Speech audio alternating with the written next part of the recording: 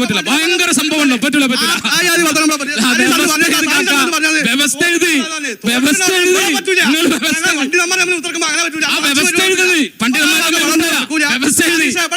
ഒരു വ്യവസ്ഥ നാടായ നാട് മുഴുവൻ വാദപ്രതിവാദവും അതുപോലെ തന്നെ പല പ്രോഗ്രാമും നടത്തിക്കൊണ്ടിരിക്കുന്നത് KNMന്റെ മുമ്പിലെത്തിയപ്പോ വിറച്ചു. KNMന്റെ മുമ്പിൽ വാദം പറഞ്ഞ് എഴുതാൻ തയ്യാറല്ല. അനീപ കായക്കുടി ലെറ്റർ കൊണ്ടുവരാൻ പറ്റും. സൂപ്പർ ബസാർ കുടുങ്ങിയതാ. നിങ്ങളിത് പ്രതീക്ഷിച്ചില്ല.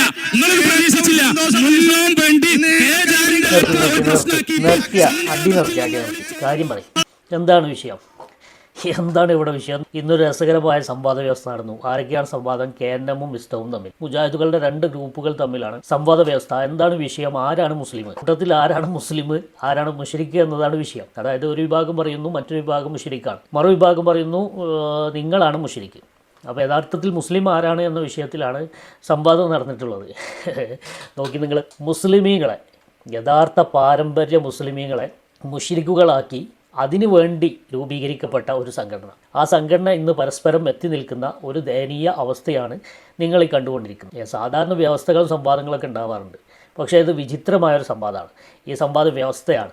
വ്യവസ്ഥയ്ക്ക് 2 കൂട്ടരും ലെറ്ററൊക്കെ കൈമാറിയിട്ടാണ് വന്നത്. പക്ഷേ ഇവിടെ വന്നിട്ടും തർക്കം എന്താണ്? ലെറ്ററിൻ്റെ പേരിലാണ് തർക്കം. ഇനി വേറെ ലെറ്റർ തരണമെന്നാണ് വിസ്ഡം ആവശ്യപ്പെടുന്നത്. അതായത് കയറ് കെട്ടി വലിച്ചാലും ഫൈസൽ മൗലവി വരില്ല എന്ന കണ്ടീഷനിലാണ്. അതായത് ആരാണ് മുസ്ലിം എന്ന് നിർണ്ണയിക്കാൻ അദ്ദേഹത്തിന് താല്പര്യമില്ല, വിസ്ഡത്തിന് താല്പര്യമില്ല എന്നാണ് ഇതിൽ മനസ്സിലാകുന്നത്. എന്നാലും KNM പരമാവധി വലിച്ചു നോക്കുന്നുണ്ട്, ആരെങ്കിലും ഒരാൾ മുസ്ലിം ആവേണ്ടത്. 2 കൂട്ടരും ഇപ്പം മുശ്രിക്കാണ്. അപ്പോൾ ഏതെങ്കിലും ഒരു കൂട്ടരെ മുശ്രിക്കാക്കാം, അല്ല മുസ്ലിമാക്കാം എന്ന രീതിയിലായിരിക്കണം KNM വളരെ കയറ് കെട്ടി വലിച്ചു നോക്കുന്നുണ്ട്. പക്ഷേ ഒരു നിലക്കും വിസ്ഡം വിഭാഗം വരുന്നില്ല. അപ്പോൾ എന്താണ് അവരുടെ അടിസ്ഥാനപരമായ പ്രശ്നം? അത് ഈ അദ്ദേഹം അവതരിപ്പിക്കുന്നുണ്ട്. ഒന്ന് കേട്ടു നോക്ക്. കുറേ കാര്യങ്ങൾ വേണ്ടാത്തരം നമ്മളിവിടെ പറയാണ്. കുറേ ആവശ്യം നമ്മളൊക്കെ ഒരു സംസ്കാരമുള്ള ആൾക്കാരായിട്ട് മാറണം.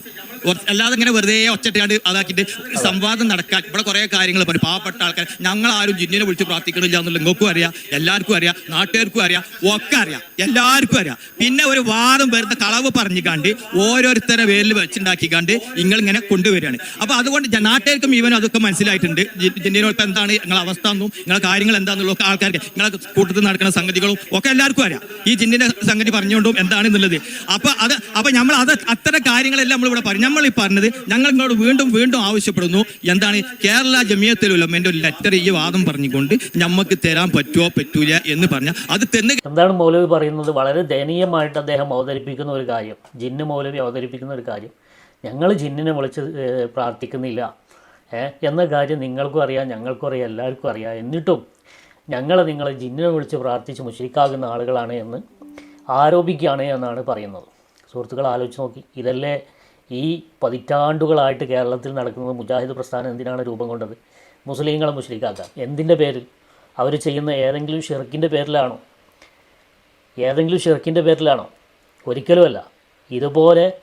ഇതുപോലെ മുസ്ലിങ്ങൾ ചെയ്യുന്ന ആചാരങ്ങളുടെ പേരിൽ, അനുഷ്ഠാനങ്ങളുടെ പേരിൽ അവരെ ഇല്ലാത്ത ഷിർക്ക് അവരുടെ പേരിൽ വെച്ചുകെട്ടി ഖവാരിജുകൾ ചെയ്തതുപോലെ, സ്വഹാബത്തിനെതിരെ, ഖുലഫാ റാഷിദുകൾക്കെതിരെ ഖവാരിജുകൾ മക്ക മുശ്രിക്കുകൾക്ക് മേലിൽ ഇറങ്ങിയ ആയത്തുകൾ എടുത്തിട്ട് മുസ്ലിങ്ങളായ സ്വഹാബത്തിൻ്റെ മേൽ വെച്ച് കെട്ടി അവരെ മുശ്രിക്കുകളും കാഫിറുകളുമാക്കാൻ ഖവാരിജുകൾ എന്താണോ ചെയ്തത്, അതേ പ്രവൃത്തി ഇന്നത്തെ ഖവാരിജുകളായ വഹാബികൾ മുസ്ലിങ്ങൾക്കെതിരെ ചെയ്തുകൊണ്ടാണ് ഇവിടെ വഹാബികൾ രംഗപ്രവേശനം ചെയ്തതെങ്കിൽ നോക്കൂ നിങ്ങൾ. ചില ജീവികളെ സംബന്ധിച്ച് പറയാറുണ്ട്, ആ ജീവികൾക്ക് ഇര കിട്ടിയിട്ടില്ലെങ്കിൽ സ്വന്തം കൂട്ടിൽ കിടക്കുന്ന കുട്ടികളെ തന്നെ അത് തിന്നുമെന്ന്. ഇതേ ഒരു അവസ്ഥയാണ്. സുന്നികളെ മേക്കെട്ട് എടുക്കുമ്പോൾ അത് ഏൽക്കുന്നില്ല എന്ന് കണ്ടപ്പോൾ സ്വന്തം പാളയത്തിലെ ആളുകളെ മുശ്രിക്കാക്കി തുടങ്ങി. സ്വന്തം പാളയത്തിലെ ആളുകളെ മുശ്രിക്കാക്കി തുടങ്ങിയിട്ട് അയാൾ ധൈര്യമായിട്ട് അവതരിപ്പിക്കുക, അല്ല മൗലവി ഇത്ര വയസ്സുണ്ടല്ലോ നിങ്ങൾക്ക്, ആ താടിയൊക്കെ നിറച്ചിട്ടില്ലേ, ഈ പണി തന്നെയല്ലേ നിങ്ങൾ ഇത്ര കാലം ചെയ്തുകൊണ്ടിരുന്നത്, ഇത്രയും കാലം സുന്നികൾക്കെതിരെ നിങ്ങൾ ചെയ്തുകൊണ്ടിരുന്ന പണിയല്ലേ ഇത്? ഇപ്പം നിങ്ങളെ മേത്തേക്ക് അത് ഇട്ടപ്പോൾ നിങ്ങൾക്ക് വലിയ ബേജാറുണ്ടല്ലേ, വലിയ സങ്കടം ഉണ്ടല്ലേ? ഈ കാലം വരെ എത്ര മുസ്ലിങ്ങൾക്ക് നേരെ, എത്ര നല്ല സാത്വികരായ പണ്ഡിതന്മാർക്ക് നേരെ നിങ്ങൾ ഈ ആരോപണം ഉന്നയിച്ചു. ഇപ്പം നിങ്ങളെ മേത്തേക്ക് വന്നപ്പോൾ എങ്ങനെയുണ്ട്? ഇതൊക്കെയല്ലേ സുന്നികൾ നിങ്ങളെ ബോധ്യപ്പെടുത്തുന്നത്? ഇവിടെ മുസ്ലിങ്ങൾ ആരും ഷിർക്ക് ചെയ്യുന്നവരല്ല. നബി സല്ലല്ലാഹു അലൈഹി വസല്ലം തങ്ങൾ തന്നെ പറഞ്ഞു, നിങ്ങളിൽ ഞാൻ ഷിർക്കിനെ ഭയപ്പെടുന്നില്ല, നിങ്ങൾ ഷിർക്ക് ചെയ്യുമെന്ന് ഞാൻ ഭയപ്പെടുന്നില്ല എന്ന് നബി സല്ലല്ലാഹു അലൈഹി വസല്ലം തങ്ങൾ തന്നെ പറഞ്ഞതാണ്. കാരണം മുസ്ലിമീങ്ങൾ അവരുടെ വിശ്വാസത്തിലാണ് ഷിർക്ക് വരിക. ആ ഷിർക്ക് വരണമെങ്കിൽ അവരുടെ വിശ്വാസം, മറ്റു ദൈവങ്ങളെ അവർ വിശ്വാസത്തിൽ കൊണ്ടുവരണം. ഒരിക്കലും മറ്റൊരാൾക്ക്, അള്ളാഹു അല്ലാത്ത മറ്റൊരാൾക്കും മുസ്ലിമീങ്ങൾ ദിവ്യത്വം കൽപ്പിക്കുന്നില്ല. ഈ ഒരു കാര്യം പറഞ്ഞ് ബോധ്യപ്പെടുത്താൻ വേണ്ടി എത്രയെത്ര നമ്മുടെ ഉസ്താദുമാർ കഷ്ടപ്പെട്ടു. പക്ഷേ ഇവർക്കിപ്പോൾ ബോധ്യപ്പെട്ടോ? ഇപ്പോഴാണ് ഇവർക്ക് ബോധ്യപ്പെട്ടു. നോക്കൂ നിങ്ങൾ, ഞങ്ങൾ ആരും ജിന്നിനെ വിളിക്കണമെന്നില്ല, ഞങ്ങൾ ജിന്നിനെ വിളിക്കണേ ഇല്ല, ഞങ്ങൾ ജിന്നിനെ വിളിച്ച് പ്രാർത്ഥിക്കണേ ഇല്ല, അങ്ങനെ ഒരു വിശ്വാസം ഞങ്ങൾക്കില്ല, നിങ്ങൾ വെറുതെ ഞങ്ങളുടെ മേൽ ശിർക്ക് ആരോപിക്കുകയാണ്. എന്നാൽ ഇയാൾ തന്നെ മറ്റേ ടീമിൻ്റെ മേലെ ശിർക്ക് ആരോപിക്കുക. ഇയാൾ മറ്റേ ടീമിൻ്റെ മേൽ ശിർക്ക് ആരോപിക്കുക. ഇയാളിപ്പോൾ പറഞ്ഞത് ഞങ്ങളാരും ശിർക്ക് ചെയ്യുന്നില്ല, അത് നിങ്ങൾക്കും അറിയാം, ഞങ്ങൾക്കും അറിയാം, എല്ലാവർക്കും അറിയാം എന്ന് പറഞ്ഞ് അവരുടെ ഷിർക്കിനെ ഡിഫെൻഡ് ചെയ്ത ഇയാൾ പിന്നെ കാണുന്ന കാഴ്ച എന്താ? ഇയാൾ അവരുടെ മേൽ ശിർക്ക് ആരോപിക്കാം. അത് കേട്ടോ നിങ്ങൾ.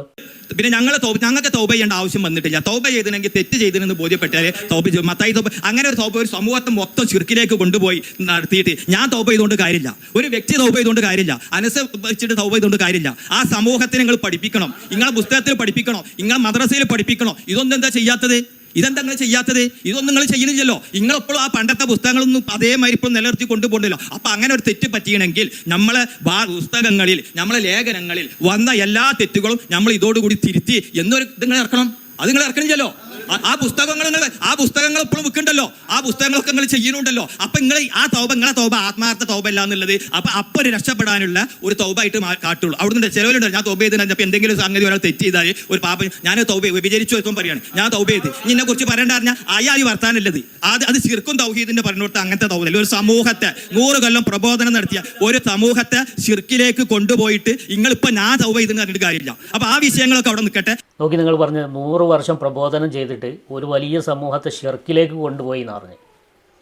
100 വർഷം പ്രബോധനം ചെയ്തിട്ട് ഒരു വലിയ സമൂഹത്തെ ഷിർക്കിലേക്ക് കൊണ്ടുപോയിട്ട് ഒരു വ്യക്തി തൗബ ചെയ്തുകൊണ്ട് എന്ത് കാര്യം എന്നാണ് ആ താടി നരച്ച മൗലവി ചോദിച്ചത്. ആലോചിച്ച് നോക്കി നിങ്ങൾ. 1 നൂറ്റാണ്ടായി ഈ മുജാഹിദ് പ്രസ്ഥാനം ഇവിടെ വന്നിട്ട്. ഈ 1 നൂറ്റാണ്ട് കാലം എത്രയോ ആളുകളെ ഷിർക്കിലേക്ക് കൊണ്ടുപോയത്രേ, ഇവരുടെ വിശ്വാസമാണ്. എന്നിട്ട് നിങ്ങൾ തൗബ ചെയ്തുകൊണ്ട് കാര്യമുണ്ടോയെന്ന്. അപ്പോൾ ഇവരെ സംബന്ധിച്ച് അനന്യ ഷിർക്കാണ്. തൗഹീദും ഷിർക്കും എന്താണെന്ന് കൃത്യമായിട്ട് വേർതിരിച്ച് അറിയാൻ അത് പണ്ഡിതന്മാർ കൃത്യമായിട്ട് വിശദീകരിച്ച് സ്വീകരിക്കാതെ സ്വന്തമായിട്ട് ഷിർക്കിനും തൗഹീദിനൊക്കെ ഓരോ വ്യാഖ്യാനം നൽകി. മുഹമ്മദ് ബിൻ അബ്ദുൽ വഹാബ് എന്തിനാണ് ആദ്യം അത് ചെയ്തത്? അത് ആ രാഷ്ട്രം പിടിച്ചെടുക്കാനാണ്. സൗദി അറേബ്യ പോലുള്ള രാഷ്ട്രം പിടിച്ചെടുക്കാൻ വേണ്ടിയിട്ട് അവിടുത്തെ ജനങ്ങളെ കൊല്ലണം. ആ കൊല്ലാൻ വേണ്ടിയിട്ട് പുതിയ ഷിർക്കിന് നിർവചനങ്ങൾ ഉണ്ടാക്കി, പുതിയ കാര്യങ്ങളെ ഷിർക്കാക്കി, തൗഹീദിനെ വക്രീകരിച്ച് അതിനെ 2-3 തട്ടാക്കി, എന്നിട്ട് ഈ ജനങ്ങളെ മുഴുവൻ കൊന്നുകളയാൻ വേണ്ടിയിട്ട് ഉണ്ടാക്കിയ ഒരു പ്രത്യയശാസ്ത്രം. ആ പ്രത്യയശാസ്ത്രം ഇന്നുണ്ടാക്കിയ ആഘാതത്തെക്കുറിച്ചാണ് നിങ്ങളീ കാണുന്നത്. അതിൻ്റെ നേർചിത്രമാണ് നിങ്ങളീ കാണുന്നത്. നോക്കൂ നിങ്ങൾ, എത്രമാത്രം ആപൽകരമാണ് ഒരു മുജാഹിദിൻ്റെ അവസ്ഥ എന്ന് നോക്ക്. അവൻ്റെ വീട്ടിൽ നിന്ന് അവനെ പുറത്തിറങ്ങുന്നതിന് മുമ്പ് കാണുന്നത് മുശ്രിക്കിനെ, പുറത്തിറങ്ങിയാൽ കാണുന്ന മുശ്രിക്കിനെ, പള്ളി പോയാൽ കാണുന്ന മുശ്രിക്കിനെ, നബിദിനം വന്നാൽ ആകെ മുശ്രിക്കീങ്ങൾ, സുന്നികളെ മൊത്തം മുശ്രിക്കീങ്ങളാണല്ലോ. അതിൻ്റെ പുറമെ ഇവരെ പള്ളിയിൽ പോയാൽ തന്നെ ഇമാമും മുശ്രിക്ക്. പിന്നെ നിൽക്കുന്നവന് ഒരുത്തൻ മുവാഹിദ് ഉണ്ടെങ്കിൽ മുവാഹിദ് ഉണ്ടാകും, അത് ഓൻ്റെ വിശ്വാസപ്രകാരം, ഇമാമിൻ്റെ വിശ്വാസപ്രകാരം ഇവൻ മുശ്രിക്ക്. ഇങ്ങനെ പുറത്തിറങ്ങിയാൽ തന്നെ ഇവർക്ക് ആകെ ഒരു ഇറിറ്റേഷൻ. മുശ്രിക്കീങ്ങളെ കാണുന്നത് തന്നെ ഇവർക്കൊരു ഭയങ്കര പ്രശ്നമാണ്. ഒരു സമാധാനമില്ലാത്ത, ഒരു ഇറിറ്റേഷൻ നിറഞ്ഞ ഒരു ജീവിതം. എവിടെ ഒരു സ്വസ്ഥത സമാധാനമില്ല. പുറത്തിറങ്ങിയാലും എവിടെ ഇറങ്ങിയാലും ഈ മുശ്രിക്കീങ്ങളെ കാണാതെ ഇവർക്ക് രാത്രിയാക്കാൻ കഴിയുന്നില്ല. രാവിലെ ഇറങ്ങിയ ആളുകൾക്ക് മുശ്രിക്കീങ്ങളെ കാണാതെ ഇതൊക്കെ കാണുമ്പോൾ ഇവർക്ക് ഉള്ളിൽ വല്ലാത്ത ഇറിറ്റേഷൻ. ഇങ്ങനെ ജീവിക്കാം. നോക്ക് നിങ്ങൾ, ഈ ഒരു വേണ്ടാത്ത പണി എടുത്ത ആ മുഹമ്മദ് ബിൻ അബ്ദുൽ വഹാബിനെ കിട്ടിയാൽ എന്താ നിങ്ങൾ ചെയ്യേണ്ടത്? ആലോചിച്ചൊക്കെ എന്താ നമ്മൾ ചെയ്യേണ്ടത്? ആ ആശയങ്ങളുടെ മേലെ കടിച്ചു തൂങ്ങിയിട്ട് ജീവിക്കുന്ന ഒരു കൗമ് ഈ ഒരു അവസ്ഥയിലല്ല, ഇതിൻ്റെ അപ്പുറത്തേക്ക് എത്തിയിട്ടില്ലെങ്കിലല്ലേ നമ്മൾ അത്ഭുതപ്പെടേണ്ടതുള്ളൂ. ഇത്ര അധപ്പതിച്ച ഒരു സമൂഹം, കൗമ് വേറെ എവിടെ ഉണ്ടാകുക? അള്ളാഹു റബ്ബുൽ ഇസ്സത്ത് നമ്മളെ അതിൽ പെട്ടുപോകുന്നതിനെ തൊട്ട് കാത്തുരക്ഷിച്ചു. അൽഹംദുലില്ലാ. നമ്മുടെ ഇനി വരുന്ന തലമുറയെയും അത്തരം ആളുകളിൽ നിന്ന് അള്ളാഹു കാത്തുരക്ഷിക്കട്ടെ. ആമീൻ. അസ്സലാമു അലൈക്കും വറഹ്മത്തുള്ളാഹി വബറകാതുഹു.